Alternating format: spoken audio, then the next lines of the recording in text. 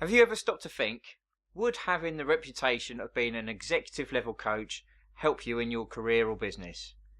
If the answer is yes, you are in the right place.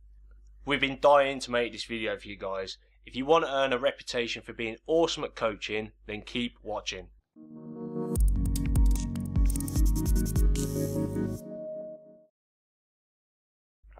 This video is part one of a coaching skills series and will be broken down into management coaching skills, leadership coaching skills, and executive coaching skills. That's right, and in this video we're going to introduce management coaching skills. Over the years, we have progressively built up our management coaching, leadership coaching, and executive coaching skills. And we're really excited to share these techniques with you because we know they are already proven and tested. They're making a huge difference to the people we work with, and they are going to seriously help you as well. If you want more tips and techniques on how to improve your communication and leadership skills, go visit our website at curiouscommunicator.com and keep updated with our latest videos on the Curious Communicator TV channel. Just click the subscribe button below this video. Performance coaching is a structured and predictable process you can follow that will get you the results you want, when you want them, and to the standard you need them delivered. In this section, you're going to learn and see how feedback and accountability can be used predictably without confrontation to drive individual and team performance. Performance coaching is a positive way to engage a team and help them reach their goals by supporting them, by developing them on their current skill set shortfalls. Now, if you do this correctly, the process will be fair across the entire team. This is extremely important should someone raise a complaint or grievance against you. You need to be squeaky clean. Spending some time and effort learning how to performance coach now will pay off by helping to protect your organisation in the future, even against those annoying, unreasonable people. You might have heard of this. This process is more commonly known as performance management, but a new group of people have started terming this performance coaching. So we wanted to see what this was all about. So we did a survey and we asked 107 leaders and managers if you were to sit down with a member of your team and tell them you wanted to improve their performance by placing on performance management process, how would they react? Now, the overwhelming response was that team members and employees would react negatively. That's when we dropped this phrase and we've never looked back. In hindsight, it's easy to see it put unnecessary barriers that we have had to spend a lot of time to work around. There are 5 tips every good leader and manager should know when it comes to creating a productive coaching environment. Good coaches will make people feel respected, have a sense of self-worth, feel like they're treated fairly, are not afraid of giving honest feedback, and good coaches understand how to deliver feedback in a productive way for everyone involved in the process. A good performance coach will also understand it's okay for people to make mistakes as part of the process. They know that they themselves as coaches do not know everything. They're always seeking a faster way to teach others what they know. A good performance coach will not be selfish. A good coach will also understand that their own skill level as a coach is directly linked to the growth and development of the people they coach. They're not in it for themselves. They have the priority to help others learn, and they use proven structures and processes in the way they coach. Good performance coaching follows a process, and the same process is used for everyone. It really is wash, rinse, repeat. The process we have found to be the most successful is something we have very originally called the performance coaching cycle. Our performance coaching cycle is broken down into 5 stages. Stage 1 is to identify. Stage 2, set expectations. Stage 3, allow the person to perform. Stage 4 is follow up. And stage 5 is to review and restructure the coaching process. Firstly, you need to identify the training gap. You need to pinpoint exactly what it is you want the person you're coaching to achieve. This could be done with new skills that you want them to learn or changes in behaviours you want them to master. As example, here's 3 simple examples that we've used in the past. So number 1 would be for the person to become more effective in their role. Number 2 might be to learn how to set expectations correctly. So if they're a supervisor or manager, they may need to learn to explain to their team better on how to do things. And number 3 might be to become better at giving honest feedback to their team. And remember, they're going to need help from you to find out what their goal should be. They're not going to know what it is they need to do next. If they did, they'd already be doing it. So this is stage 2. Next, you need to set your expectations on how the coaching will be managed.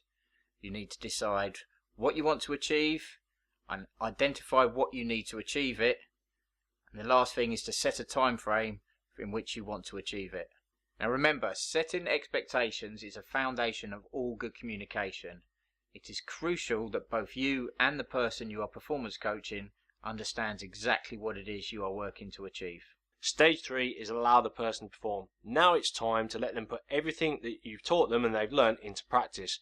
Remember though, at this point, the person that you've been coaching is likely to only been doing this for the first time. They will be nervous and they're definitely going to be worried about failing, and even if they respect you, they're going to be worried about letting you down. Make sure you've checked your expectations are realistic, because both you and them need to have the same understanding of what it is that you are expecting. You don't want to end up with something like this. You need to build a blanket of safety around them until they're confident enough to do what it is you're asking them to do. A good performance coach will be able to identify where people are struggling and then break it down into bite-sized chunks for them. Most of all, let them know it's okay to fail. If they understand that it's realistic that they are going to fail and failure is part of their success, they're going to be able to achieve their goal much quicker. It's really important to give them plenty of encouragement and advice at this point. Okay, so now we're on to stage 4, which is follow-up. Follow-up should be a constant process that continues from the first time they use the new skill or implement the new behaviour, right up until they are both confident and competent in that role, in that skill. To understand this, use our ladder of learning framework to identify how successful your management coaching has been. And remember, any follow-up reviews you do when performance coaching should be documented. And we use a very simple stop, start, continue format. When reviewing their performance, it helps them to identify what they need to stop doing, what we want them to start doing, and what they need to carry on doing that they've already achieved. You may need to complete a few of these, especially if there is a behaviour or a skill that you are coaching that is particularly difficult to master. And the environment you use for a follow-up meeting is really important. It has to be a quiet place where you won't be interrupted. If you need to complete more than one follow-up meeting, try to leave a pre-agreed period of time between the reviews, for example, every 2 weeks or once a month. Documentation is a critical part of performance coaching. It allows both you and your team members to keep a written record of their progress with clear points for them to work on to continue their development. It can also be used as a point of reference when it comes to coaching others through a similar skill or behaviour. In other words, each coaching success you have becomes another tool in your management coaching toolkit. This means you'll be able to use these to speed up the training process. This gives you a huge advantage when working in competitive environments where you need the success of a good performing team to stand out from the pack. That brings us on to the final stage, stage 5, review and restructure. Once you reach the end of the coaching process, you should take the time to reflect on how it went and the difference in performance on the person you are coaching. So you're going to look at things like, was the coaching a success? Did you achieve everything you set out to achieve? And what could you have done differently? If the coaching was successful, then that's great. You can move on to something new. However, if the coaching wasn't successful as you hoped, you're going to need to identify the reason for the failure. You may have to restructure your coaching methods, and if you want to be successful next time, break it down into smaller bite-sized chunks. Top tip. Coaches and people that are being coached tend to bite off more than they can chew. This tendency stems from people wanting to do a good job and the coaches wanting the people they're coaching to do well. But unrealistically high expectations will not get you the standard you want quicker. Management coaching will give you another huge edge over your competition. We'll cover that in a moment, but first let's just check some of the other advantages. When coaching, there are benefits to both the individual and the organisation. Individual benefits would include improved emotional intelligence, improved interpersonal relationships, more resilience and adaptability, greater motivation within the individual, improvement in teamwork, faster career progression and better work-life balances. There are also benefits to the business: better employee engagement and retention, improved customer service, higher productivity, improved service and product quality, creativity and innovation, a more positive climate to work in, and more profitability and growth. So who does performance coaching benefit? Well, it benefits everybody. Firstly, it benefits you as the coach. You will significantly improve your own understanding through teaching others. The biggest sign that someone is skilled in what they do is their ability to teach it to others. By following this process again and again, you will become accomplished at corporate coaching. Now, this is something that many managers claim to be, but they are not. And by the time you finish this video, you will easily be able to recognize the difference between a high quality coach and a pretender. Performance coaching also benefits the person you are coaching. They will obviously improve each time they go through this process, but more importantly, it means they are continually learning. In management coaching, teaching others is a very efficient use of your time. Okay, that's it for the management coaching technique. We hope this video has helped you develop your coaching skills so you can go on to build your reputation as a high performing coach. If you've learned some cool stuff on today's video, make sure you subscribe to the channel right now. Just click on the subscription button below this video. Also, if you want more tips to help you improve your leadership and communication skills, head over to curiouscommunicator.com and sign up to the newsletter. You'll receive exclusive tips and techniques that we do not share anywhere else, and it's all free. Now it's your turn. Which of today's techniques have been most useful to you? Are you going to use the performance coaching process, or maybe you really benefited from the learning pyramid method of improving your coaching skills? Either way, let us know by leaving a comment below right now. Structured and predictable process you can follow. Oh, fuck that one. Let's do that again. Oh, mate. Shoot, that's your cue. Oh, it's my cue.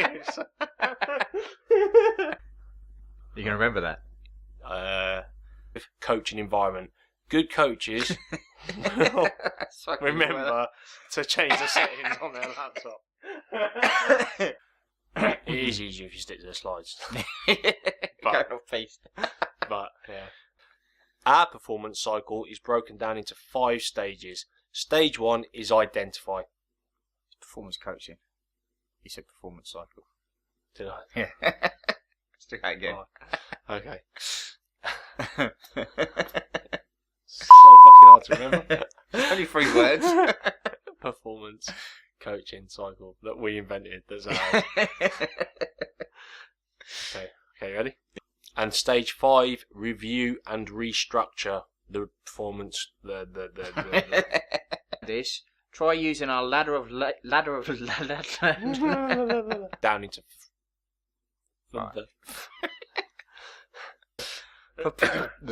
Right. Stage 5. Stage 5.